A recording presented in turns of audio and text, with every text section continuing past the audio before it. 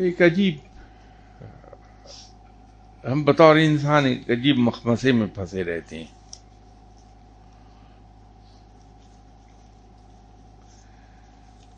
اور وہ مجھے معلوم ہے کہ آپ کو یہ بات بہت گراں گزرے گی.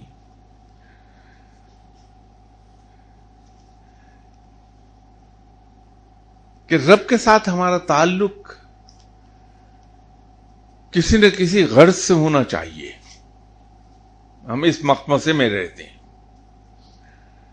کہ میں رب کا ذکر کروں تو رب مجھے اس مقام پر لے جائے جہاں میری برکت سے لوگوں کو رزق تقسیم ہونے لگے اور لوگوں کی دعائیں قبول ہونے لگے.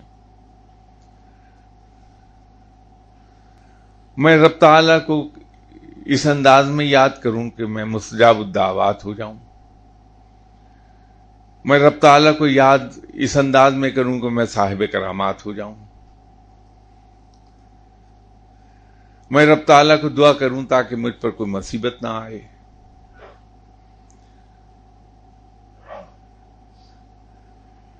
عجیب چیز ہے کہ میں اسی مخمصے میں رہتا ہوں، اس کے ساتھ ساتھ میں اس کا دعویٰ بھی رکھتا ہوں کہ میں آپ صلی اللہ علیہ وسلم سے پیار کرتا ہوں.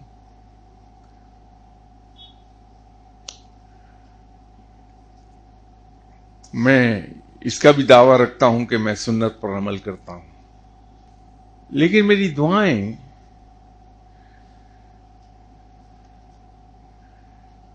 رب تعالیٰ کو یاد کرنا، رب تعالیٰ کی عبادت کرنا، اس بات کو ثابت نہیں کرتی ہیں.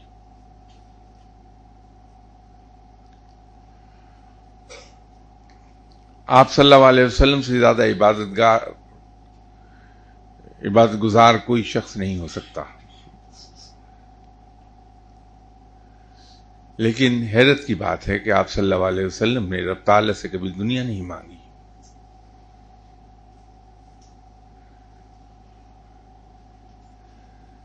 میں کیسا امتی ہوں کہ رب تعالیٰ کا ذکر، رب تعالیٰ کی عبادت، رب تعالیٰ کی اطاعت، رب تعالیٰ کی بندگی میری ہے ہی ڈائریکٹڈ ایک پرٹیکولر ڈائریکشن میں کہ کسی طرح مجھے یہ چیزیں حاصل ہو جائیں. جبکہ حقیقت یہ ہے کہ جو تجربہ ہوا، جو کچھ کتابوں میں پڑھا، جو کچھ بزرگوں سے سنا، وہ لوگ جو انتہائی بلند مقام پر گئے، انہوں نے رب تعالیٰ کی بندگی بغیر کسی غرض کے کی، صرف اس لیے کہ انہیں رب سے عشق ہے، وہ عبادت اس کی کرتے رہے. لیکن رب تعالیٰ نے ان کو ان کی زندگی میں بھی اور زندگی کے بعد بھی، دنیاوی زندگی میں بھی اور دنیاوی زندگی کے بعد بھی ایسے انعامات دیے جو بہت ہی حیران کن ہیں. تو بجائے اس کے کہ ہم رب تعالیٰ کو یاد کریں ایک خاص پرٹیکولر غرض کے تحت اور ہمیں صرف وہی انعام مل کر رہ جائے، کیا یہ بہتر نہیں کہ ہم رب تعالیٰ کو بے غرض ہو کے یاد کریں، اس کو پکاریں، اپنی عبادت کے ساتھ کوئی اپنی لالچ یا کوئی غرض اٹیچ نہ کریں، بلکہ رب کی اطاعت اس لیے کریں، رب کی عبادت اس لیے کریں کہ وہ لائق عبادت ہے. تو پھر سبھی انعامات خود بخود آ جائیں گے. کیا از خود ہو جائے گا؟ آپ رب کو پکاریے بے غرض ہو کے اور دیکھیے انعام کیا ملتا ہے کہ جس کمرے میں آپ بیٹھے ہیں اس میں داخل ہونے والا چھوٹی موٹی بیماری اور درد کے ساتھ داخل ہوگا، وہ خود بخود سے احتیاط ہو جائے گا بغیر آپ کو بتائے.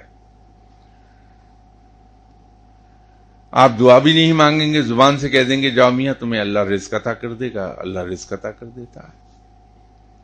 یہ انعامات ہیں رب کے. آپ ایک گلاس پانی محفل جس میں 100 آدمی بیٹھا دے دیں کہ لو میاں پی لو، وہ ایک گلاس کا پانی ہی کافی ہو جائے 100 آدمیوں کے لیے. یہ انعامات ہیں رب کے، جو رب انعامات کی بارش کرتا ہے انسان پہ. تو ہم اپنے انعامات کو لمٹ کیوں کرنا چاہتے ہیں ایک جگہ؟ رب کو ان باتوں کے لیے نہ پکاریے، رب کو کی عبادت کیجئے کہ وہ لائق عبادت ہے. دیکھیے انعامات کی بارش کیسے ہوتی ہے.